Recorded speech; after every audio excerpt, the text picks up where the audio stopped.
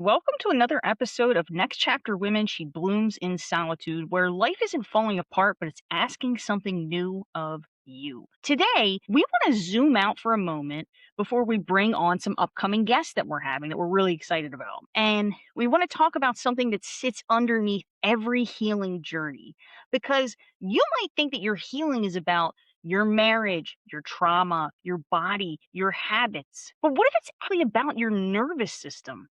Real change doesn't happen when your body feels under threat and it doesn't feel safe. And that threat, it doesn't always look dramatic. Sometimes it could be a sound, it could be a tone, it could be a gesture, something that brings your system back to a time that you thought you already moved beyond. You may have big reactions to things that don't match the moment that you're in. Like, why am I acting this way when it's really not that big of a deal? Or instead of responding, you react because your nervous system's out of whack and it's just making you do this. It could be you're losing your voice in marriage or work, or you shut down, you suppress it. You don't know even how to address situations because you've programmed your nervous system for so many years to react in different situations. Maybe you're productive, but not present. You're working, but maybe you're unfocused and you're starting to make all these mistakes because you can't, your nervous system isn't allowing you to be in the moment for whatever's going on in your body. You're feeling fine one minute and then you're just overwhelmed the next. It just happens like that. Where does that come from? Well, it all comes from the things that we've programmed our nervous system to feel over the years because of maybe past traumas or suppressing your voice because of certain traumas in your life. When you think about your nervous system, your mind maybe goes to this physiological place. You don't think about in your everyday life those examples that you just gave. For instance, blink fine 1 minute and then all of a sudden you're overwhelmed. You just gave all these great examples that are completely different. And so the commonality there is all of those things, believe it or not, are tied to your nervous system.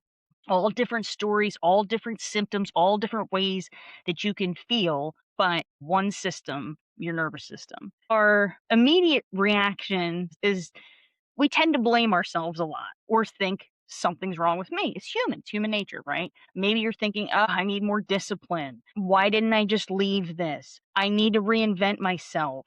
But what if the first step isn't changing your thoughts? It's changing the state that you're in, the actual state that you're in, because what we're discussing is your state in a day to day basis continuously changing as you're moving through the day. This is what's going on with your nervous system. You could be regulated 1 minute and then dysregulated the next. You can't access deeper healing if your body doesn't feel safe. That's what this is all about.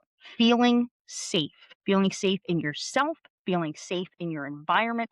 And so there's a difference between living in survival and having a survival response show up. So, what does that mean? You can be on a healing journey, putting so much work in and doing so much stuff on yourself, and still experience these snippets where, boom, your nervous system is dysregulated. And it goes back to what you were just talking about, that our bodies and our nervous systems have become conditioned and programmed by things that we've gone through or stayed in for years and years and years. We were on FaceTime the other day and discussing this show and everything. I noticed you doing what you're doing right now, touching your throat.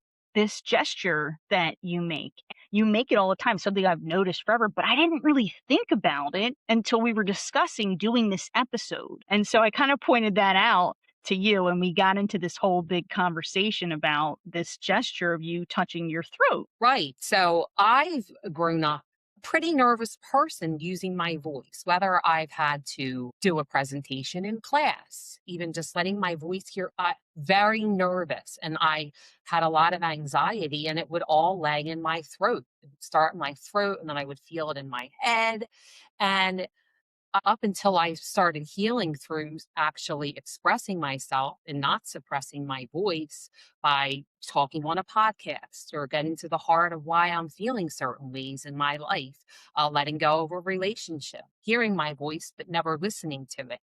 I'm starting to heal because I'm expressing my voice that I suppressed for so long. So I guess my hand goes to my throat in vulnerable conversations about what I'm going through when it comes to that part of my nervous system. Like you're Right. protecting yourself. It's instinctual, right? Right. And I'm not even consciously doing it. It's just going there. It's like, wow, I'm finally using it and I'm trying to keep it safe as it's still in healing from, being in survival mode. It's catching up with itself now. And it's kind of an amazing thing what our bodies do for us when we start Yeah. to listen to them. What was so cool about what we discovered was that you had made some major changes that were identity shifts, things that you were changing in your life that you were consciously doing, whether it was removing something or a relationship or whatever it may be, and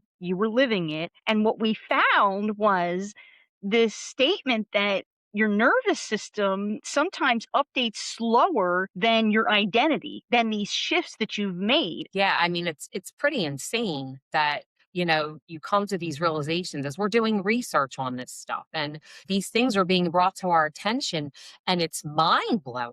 The fact that everything's connected and our actions and our words and related to how our nervous system is healing, you don't even realize it that everything is connected and related, and it's amazing the physicality of your body Yeah. and how when you start listening to your voice and you want to start making changes, the things that your nervous system goes through. What we've discovered as we were talking about all these amazing and dynamic women and guests we're having on is how their experiences and their healing journeys, how the nervous system was tied into all of that. And we just started uncovering all this information that, like you said, blew us away. To go back to what I was saying about this gesture that, you're making and protecting your voice, was that the gesture could have been a reflex, not your current truth. Maybe you don't even feel threatened, but that's just a reflex, something you're programmed to do to protect. We're not doctors. We don't claim to be doctors. This is not medical advice. We're just here sharing, our healing journeys and something that we noticed is a common thread along the way. Right, exactly. I mean, we're just listening to our own bodies now as we're reclaiming ourselves through going through our own journey and reclaiming our voices and letting things we've suppressed come out now that are affecting us in either ways we don't know or ways we're starting to embrace. And recognizing this and actually saying, wait, hold on, being aware of how our body is feeling now as we are doing a lot of research on our own healing. And we want to share this with you because you're not going to sit there and say, well, wait, hold on, my nervous system's out of whack. Nobody asks those questions. But now if you're resonating with this episode and this is really catching your attention, start realizing or start recognizing some of the things that you're going through in your body and what may be triggering these things. What have you programmed in your body over the years that bring out certain emotions in you or anxiety or certain actions that you do or reactions to certain things? Yeah, beautiful. Really well said. And so to bring up another example being something in my own life, you have this thing going on with your voice and your throat. And so it made me think about how I have this situation that randomly will happen and I didn't understand why. I live a very peaceful life. I used to be in situations where there was explosive anger, whether it was from childhood or relationships that I was in. I don't have that anymore. I meditate. My nervous system feels relatively regulated. How I could be in the middle of a meditation and just feeling so zen and so amazing and so in the zone. And all of a sudden, boom, hear this loud bang that's my neighbor's door, and my body in less than half of a second will just jolt. It'll take me completely out of this calm state. I freeze, my heart jumps. I feel fear traveling all through me. And I didn't understand what the heck was going on. After doing some research, I found that my body is remembering anger was loud. That's what it looked like for me in my childhood and these other relationships. Anger was loud. And my body remembers that and it's being triggered by a sound. And so I don't live in that state anymore. But my body visits it briefly when something like that happens. And so the big message here between the two of us and our stories is that healing doesn't erase a reflex. We're talking about reflexes that we're having involuntarily. That doesn't change the fact that we're healing and recovering. And Jess, when we were talking about this yesterday, we're talking about me reclaiming my voice and being silenced. And you're talking about the loud sounds that bring out a reaction at you. It was like I'm silenced and you have the Oh my loud God. sounds. We made that correlation. Yeah. It's just amazing when you take time and slow down and start really reflecting and thinking deeply about this stuff in your own healing journey. It is truly amazing what you uncover. Let's go back to making a distinction between being stuck in survival and how that's different from a conditioned response firing. What Maureen and I are talking about are conditioned responses. And when you're healing, you recover faster. So what happens is, even though I have this blip, this little fast fleeting moment of fear that just is a lightning bolt that goes with the sound, I do recover fast. I feel it, it bothers me, but I'm able to regulate again quickly. And now that we've been really tapping into the power of our nervous system and why it's important and how we can regulate it on a daily basis, now we understand more about what's going on. We're staying with the identity that we've built and the life that we've built for ourselves now. We're not building an identity around this reaction. The dysregulation doesn't define us or take over us. Yes, because our nervous systems can play tricks on us each day. But it's just recognizing where you are on a regular basis. I mean, we're constantly healing. We're constant in recovery mode. So we don't have to be in survival mode for the rest of our life. It's recognizing where you are and giving yourself the care that you need to get in a better state of these programmed waves you've been through the years, recognizing them. Be gentle with yourself, care for yourself, do what you have to do to uncover why you feel off kilter. Why do you have anxiety? Why are you not sleeping? Why are you reacting to certain things? Because if you don't, you're staying in it and you're living it every day. And what happens to you when you're constantly living that way? I mean, you stay functional while you're overwhelmed. You shrink truth to keep your peace. You override the exhaustion and you just keep going and going and going because that's just what you've always done and that's how you programmed yourself. You lose track of what you want because you're constantly trying to meet other people's needs. So you don't listen to your own needs because you're always taking care of somebody else. Maybe you mistake your survival for your personality, which that's sad. It happens though. You just start to think, hey, this is the way I am. This is how it is. I'm just living my life like this because there's no other way, right? I Mhm. mean, I know I've had periods in my life where I felt like that. Me me too, 52 now. You know, Jess, you're 46 and this is who we are. But there are reasons we are the way that we are. So most women don't realize they're dysregulated. They just think this is who they are and who they're always meant to be. And it doesn't have to be that way. And we're living proof to say that we've been there. We've lived our lives feeling like, oh, this is just how it is. Because when there's tons of stuff going on and you have all these extenuated circumstances and external factors, you're just trying to get by. And so that's normal. Survival mode. Yeah, I always wish there's another way to say it, but there isn't. Yeah. One of the points of us having this conversation today is because over the next few weeks, you're going to hear from three women that we're interviewing and having on this show that we're so excited about to talk to these people. One lady, Courtney, who's awesome, healed chronic inflammation and chronic conditions in her body. Another lady, Eileen, worked directly with trauma through the body. She does these TRE exercises, and this was part of her healing journey. And she uses yoga and TRE exercises to heal herself. And then another woman, Joyce, who's a coach that we're having on, reclaimed her voice after divorce. And she'll be on talking about her methods and techniques and ways that she works with her clients and originally worked with herself to heal. All different stories. They use different tools, but the same message, the same underlying thing here with the nervous system and your body feeling safe. When you're healing, you constantly are working to keep yourself feeling safe. Because if you think about in your life the amount of time you spent not feeling safe and living that way, it takes a while. And so today we're telling you and having this honest conversation that you could still teleport really back in time, even though you're healing, and experience those feelings all over again.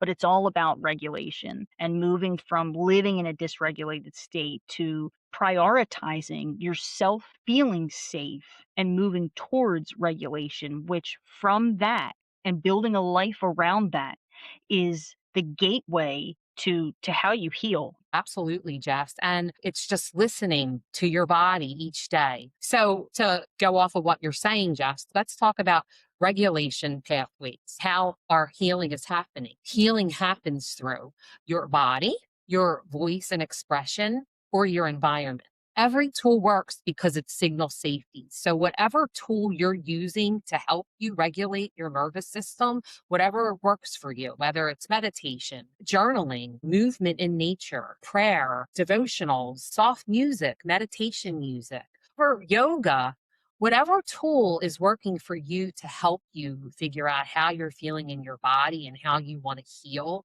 your nervous system, go for it. It can be many of those things at once, but the one thing that I notice is that it's something that every day you try to incorporate. I know, for instance, you and I are all about setting up environments. We love this in our homes, in our spaces, working from home. We put on YouTube and we have, whether it's a meditation or soft music, beautiful music, scenery, just starting there, bringing things into your life and surrounding yourself. When I listen to that stuff, it makes me feel safe and pleasant inside. Again, all about, and I know you are too, just creating this beautiful, peaceful environment in whatever way. Light a candle. Sometimes I use the videos where there's nature and birds are tweeting, and because it reminds me of when I'm out on a hike. And so hiking is a tool that I use that regulates my nervous system. And so when I have to work and I can't be out hiking, that is a way that it makes me feel safer, reminds me of being on a hike and helps keep me regulated. I have a whole morning ritual where I try to create peace from start to finish. I give myself a lot of time. I get up early, I go to bed early. I send my devotionals off, I read my devotional, and then I Reiki myself. And that is the most peaceful time because it's all about me and feeling the different energy chakras of my body and seeing where I'm feeling, you know, good or not, but I'm working on every part of my body. And then I do a light workout. And then I get ready for the day. And then just right, create the piece. I'll put on music. I will light a candle and I create a really great, peaceful space for myself that feels good and safe. I was on a call the other day with a new employee for our company. And she's like, oh, all of your colors remind me of like the Indian colors because she's from India. And she's like, oh, wow, that's so beautiful. It was neat to see how she recognized the background of my home and was commenting on all the lights and the colors. And I said, I love these colors, and I have to create a really nice, peaceful, warm, inviting place for me to work because this is where I am most of the time. Whatever you can do to really tap in, create a sensory experience for yourself. Think about all your different senses and what can I do in this environment around me to tap in to all of my senses in a really calming way. And doing that on a daily basis because we talk a lot about routines, and I just heard you sharing your routine. It's just like when you're a child, and routines help children to feel safe for a reason. Well, that doesn't stop when you're an adult. It provides security and is the basis of keeping your nervous system regulated. It's something you're used to doing that's helpful. And we've been looking at working with our inner child and the importance of doing that. And so just trying to relate routines and how they create safety for you when you're a child or if you have children, it does the same thing for you as an adult. It sure does. Routine is what drives me to get through my day. It's nice to have the same time you get up every day. Certain things that you do every day, they keep you focused and then get you prepared for your day. I think that with that said, when you're settled in your morning or your night, try a light practice. Notice your breath. Notice if your body feels braced or if it feels relaxed. How do you feel right now? Do I feel safe right now? Do I feel unsafe right now?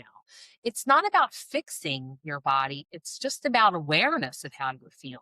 Yeah, when you talk about noticing if you're bracing or tensing, you can be so calm and so regulated and have no clue that you're doing that. So, an example would be for me, I have TMJ, and this has been bothering me a lot lately, and I've been getting pains, I guess, grinding my teeth at night. And so I remembered back to years ago when the physician's assistant told me, "Oh, you're clenching, and what's happening is you're probably clenching all day long, not just when you're grinding at night." So try to notice that. And I thought about that, and I try to bring awareness to and catch myself when I'm tensing up and clenching, which you just do it.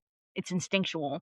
Like your body's programmed yourself to do that with your jaw all your life. And I know when I lay down and meditate at night, whether a stressful day or not stressful, I'm unclenching myself. I'm like, relax. Like your body just lay there and just so somehow the meditations say, let the day go, let your body feel heavy. And I don't realize until some of these meditations say that I am like clenched. I don't feel completely soft in my bed. I'm starting to shake myself down and say, all right, time to relax, let it go. You know what else used to help me feel safe? And I know you've seen this around my home. I still do it and I still have it. Are affirmations that I would find. Whatever was going on for me at the time, sometimes they're evergreen. They're applicable to any time of life. But just putting them up in different rooms, affirmations that are written out so that when I walk into that room, I see it. And even things like that can help regulate your nervous system and just again creating that really safe feeling and soul nourishing environment. Well, I know one of them, and I brought it up because I love the affirmations. Don't give your children what you don't have. Give your children what you do have. Yeah. So many times we talk about lack in ourselves and things we don't have and the things that I hope my kids are going to be better than me. That is such a powerful thing because what you have, no matter whether you have a lot of money or not, if you have a lot of love, give them that. That means more than anything. So that hit home to me as one of the affirmations in your place. Yeah, love that. You know, if this conversation resonates with you, we've created a free resource to help you begin regulating your own nervous system in everyday life. And you can also check out our identity reset guide, which takes a deeper look and offers strategies for regulating your nervous system beyond what we discussed here today, but all tools and things that Maureen and I have used and that our program is based in.